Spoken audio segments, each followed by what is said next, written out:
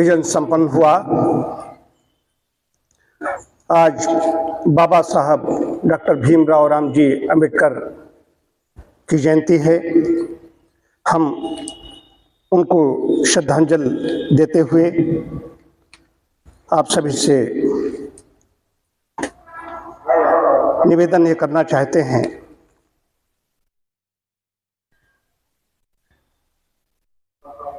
कि स्वयं पहले उन्होंने कितना अध्ययन किया, कितनी उनके पास डिग्रियां थीं, यहाँ से लेकर के विदेश में कहाँ कहाँ तक वो पढ़े। उनमें मत जाइए कहाँ कहाँ कैसे कैसे कैसे योगदान था, उसमें जाने के बजाय उनके बुद्धि में जो पांडित्य थे उसको देखिए। उन्होंने कहीं पर भी जो वाङ्मय है उस वाङ्मय में उन्होंने स्वयं क्या कहा है, मैं इसको लाना चाहता हूं। पहले चातुर्वर्ण पद्धति विश्व में इस व्यवस्था के प्रसार के संबंध में डॉक्टर अंबेडकर का कथन निम्न प्रकार है। यह संपूर्ण विश्व में व्याप्त थी। चातुर्वर्ण पद्धति, चातुर्वर्ण ब्राह्मण क्षत्रिय वैश्य और शूद्र। कौन? Doctor B.R. अम्बेडकर कह रहे हैं।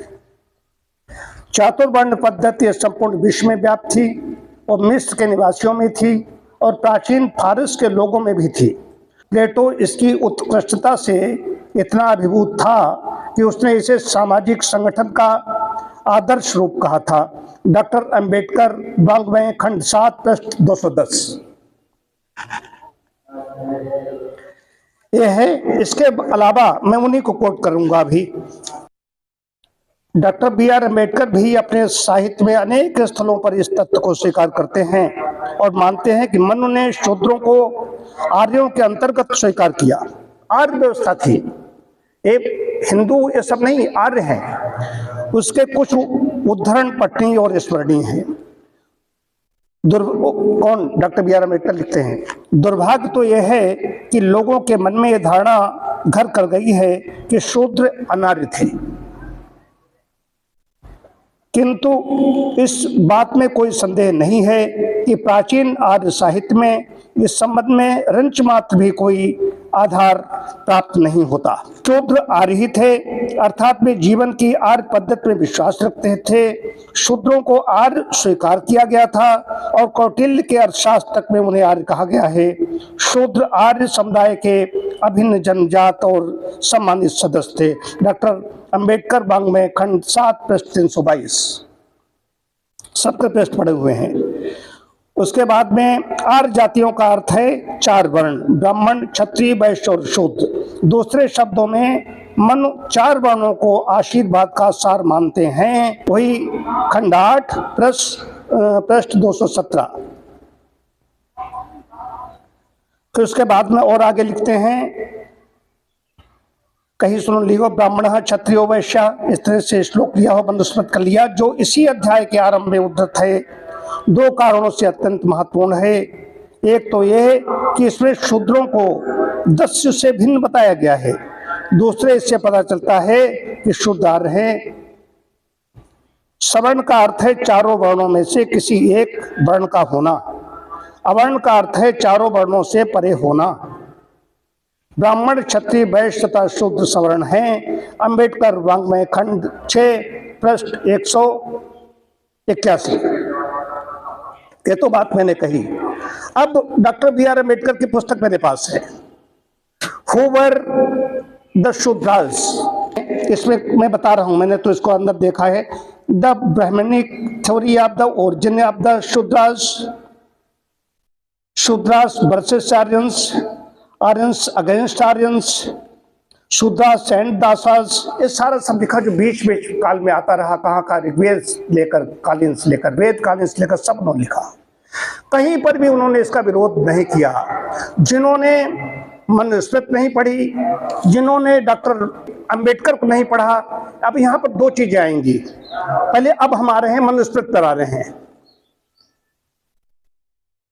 मनुस्मृत पा रहे हैं। ये तो डॉक्टर अंबेडकर का मैंने आपको बताया कि मोटी मोटी बात बताई। डॉक्टर अंबेडकर को ऐसा नहीं समझा सकता, उसे पढ़ना पड़ेगा, जूझना पड़ेगा। जो पढ़ेगा वो जानेगा। यहाँ पर 2 तरह के लोग हैं। एक तो नेता है, नेता जानता है, लेकिन नेता ये जानता है कि ये नहीं जानते हैं इनका हमें उपयोग करना है और इनके कारण सत्ताधीन हो जाता है, सत्ता में आ जाता है और उनकी स्थिति जो की त्यों बनी रहती है।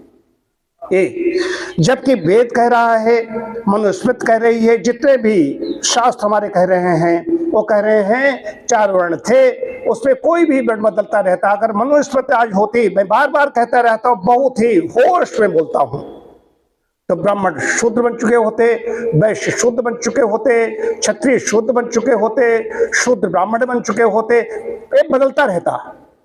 ये उस समय जब इतना पढ़ करके जो व्यक्ति आया, जो पढ़कर के आया, इतना विद्वान बन करके आया, उसके बुद्धि में पांडित्य था, उस व्यक्ति को कहीं रहने के लिए जब वो आए हैं, जिन राजा ने उनका योगदान किया था बाहर भेजने में, उन्होंने कहा मैं अपने सेवाएं यहाँ के लिए दूंगा। और उसके बाद में जब वो नहीं, उनको रूम नहीं मिला, इतना पढ़कर के जो व्यक्ति आया, हमारा वेद क्या कहता है, हमारा गुरुकुल कहता है कि पंडित है, ब्राह्मण है।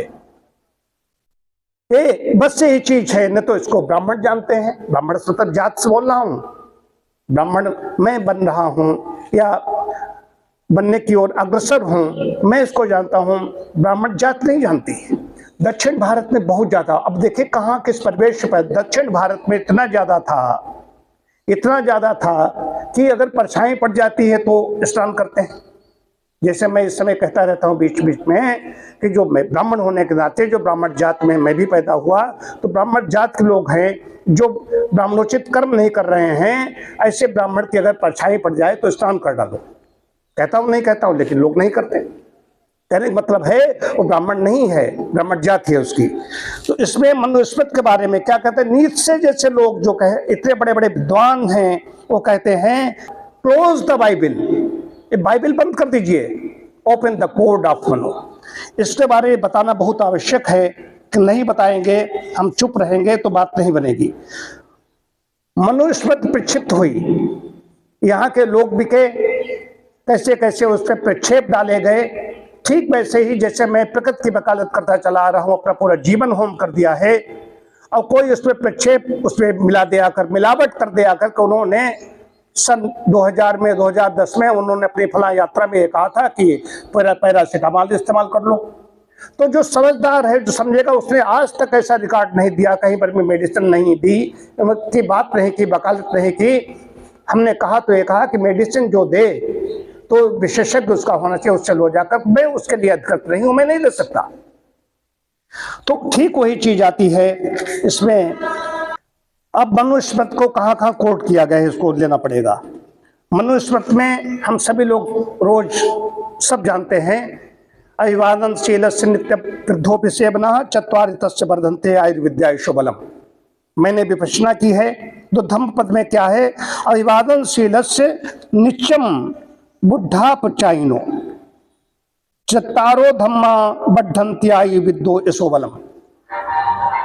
ये मनुस्मृति से कहा धम्म पद में आया।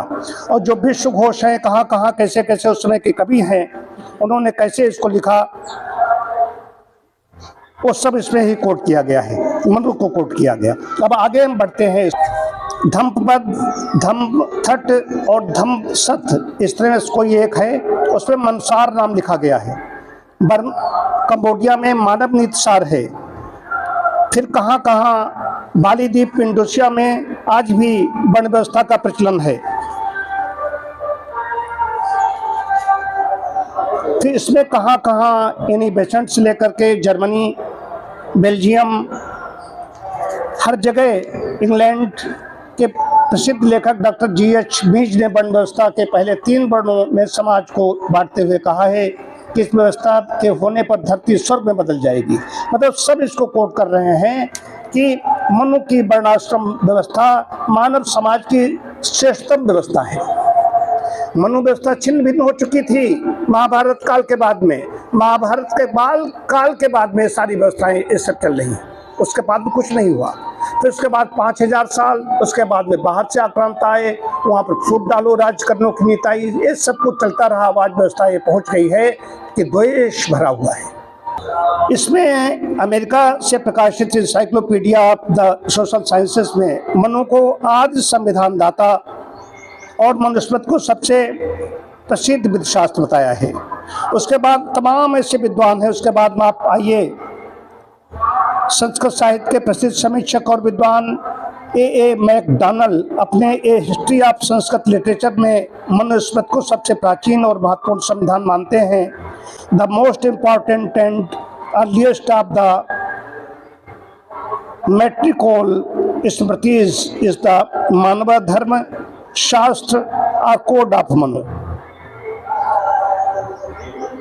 स्मृतियों में सबसे प्राचीन और महत्वपूर्ण मानव धर्मशास्त्र है जिसको मन का संविधान कहा जाता है।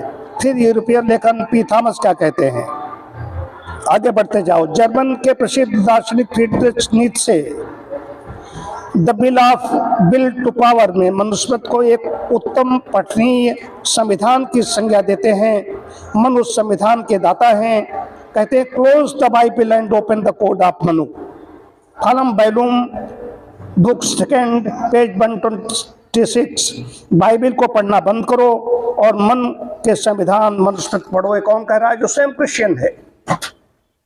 तो मनु बहुत बड़े हैं। मनु के साथ में इधर अन्याय हो रहा है। ये मैं इसलिए कह रहा हूं जो नहीं जानते हैं, कुछ नहीं जानते है क्या उसमें, ये बताना पड़ेगा।